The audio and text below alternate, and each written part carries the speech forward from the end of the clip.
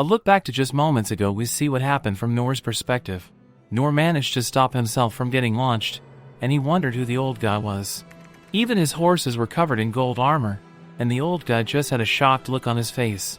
Nor didn't have much time to think, because the soldiers' weapons were coming back from the sky. The soldiers would attack him all at once, if they could recover their weapons, so Nor kept parrying them into the sky. Nor did the same to the giant shields, and he bumped into the old man again. Nor had to keep parrying the weapons, but he also had to remind himself to stop and take a breath before passing out. Nor didn't see a reason to parry the old guy's sword, because he wasn't a threat. Instead, Nor just kept parrying through the army. However, Nor couldn't help but think that the old man was going to get hurt if he stayed on the battlefield. The emperor wondered why Nor wasn't ending his life, but Nor wanted to show him that this wasn't his intention.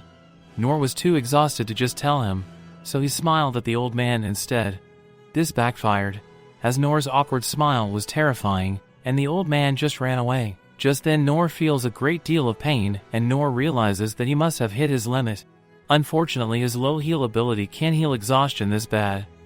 Nor coughs up blood, as he is surrounded, and he just hopes that others can escape safely. Just then, as Nor prepares for death, he is shocked to hear that someone is using a familiar attack. The soldiers around him are wrecked, but Nor doesn't remember Gilbert's name, and he mispronounces it several times. Gilbert is surprised to see how much damage Nor did all on his own. Nor is amazed when he sees the instructor he met a long time ago, named Sig. Doesn't recognize him, but he thanks Nor for taking on the army.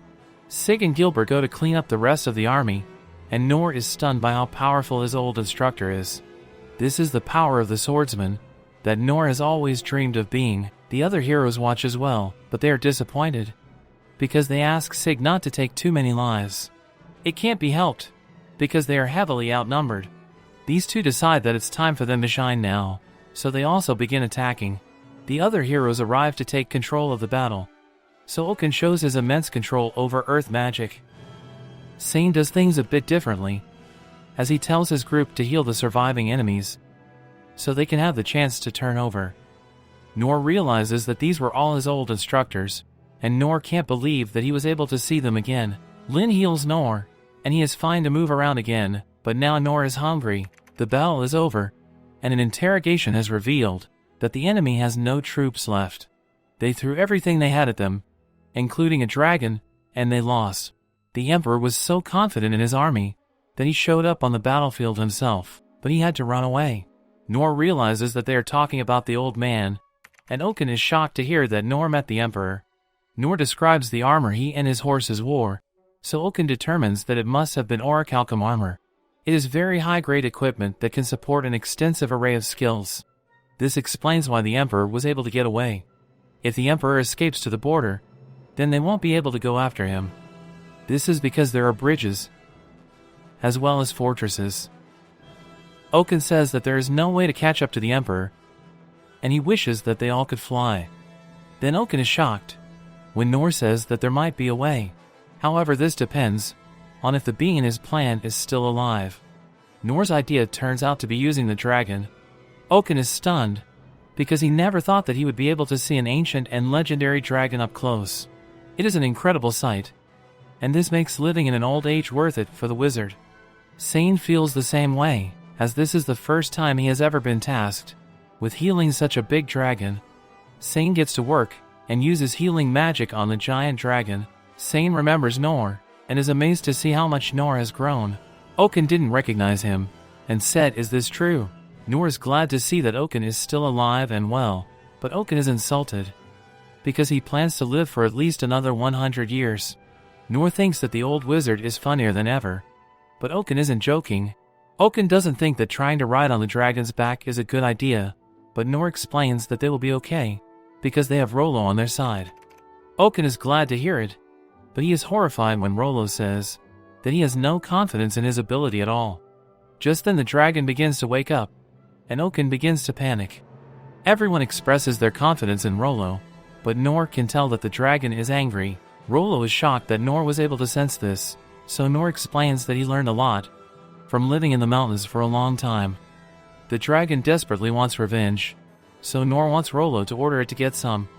Oken is amazed that Rollo has such control over the dragon, because it is waiting for his orders. Noor compliments Rollo as well, but Rollo begins to explain that it is listening to Noor.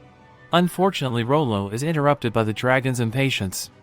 The dragon wants to go now, so Noor tells everyone to get ready to ride it. Noor is shocked to see that the girls want to go, so they explain that Rollo has to go to control the dragon, and they need to protect him. Noor doesn't think they would want him to go as well, but they do, and Noor thinks about how he is terrified of heights. It was Noor's idea, so Noor doesn't have a choice. Sane will go as well, and so will Karoo. Noor is shocked to remember this guy, who is his thief class instructor. Karoo will be in charge of concealing their presence. Just then the king and Rain arrive to declare that Rain would be going as well. Lin is glad to see her family, and Ines is prepared to be punished for coming back to the capital instead of escaping with the princess. Rain decides not to punish her, and instead he takes responsibility for giving such an idiotic order. The king leaves Rain to issue orders from here on out, and the king apologizes to Noor for asking so much of him. King needs Noor's help one last time, and asks him to protect his children.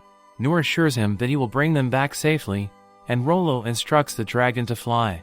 Dandeld wondered if Sig was okay to just let Noor leave without saying anything to him. Sig explains that it is for the best, because in reality, Noor has never needed them in his life. Thinking that they would be able to raise Noor would just show their egos. This is because Noor was like a hero, straight out of the legends.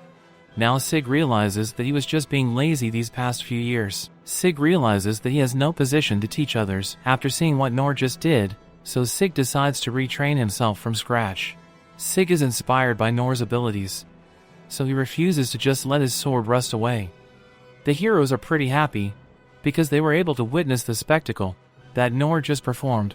On the dragon, everyone looks for the Emperor, but there are no signs of him.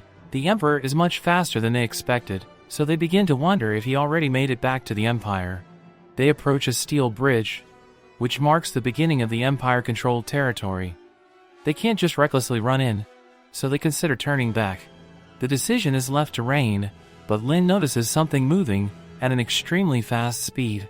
It is the Emperor, and he is near to the Imperial capital's defenses. It is clear that they won't make it back in one piece if they cross into enemy territory.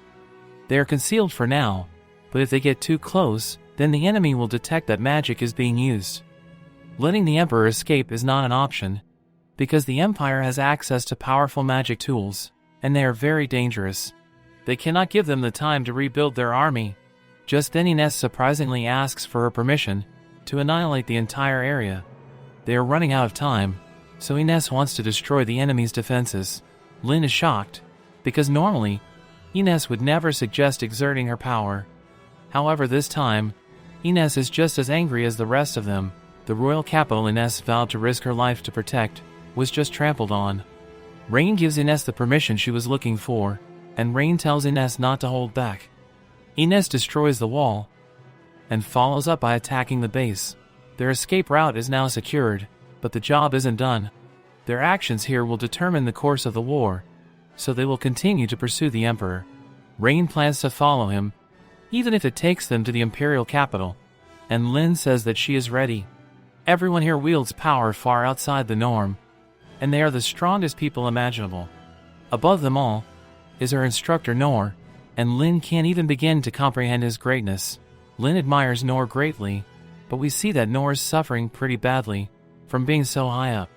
Lin is ready, and declares that they will show the Empire what happens when they mess with the wrong people. So now what will happen next? Subscribe to our channel to find out what will happen next. So friends, if you liked our recap video, then please like and share this video and do not forget to subscribe to the channel. Thank you for watching.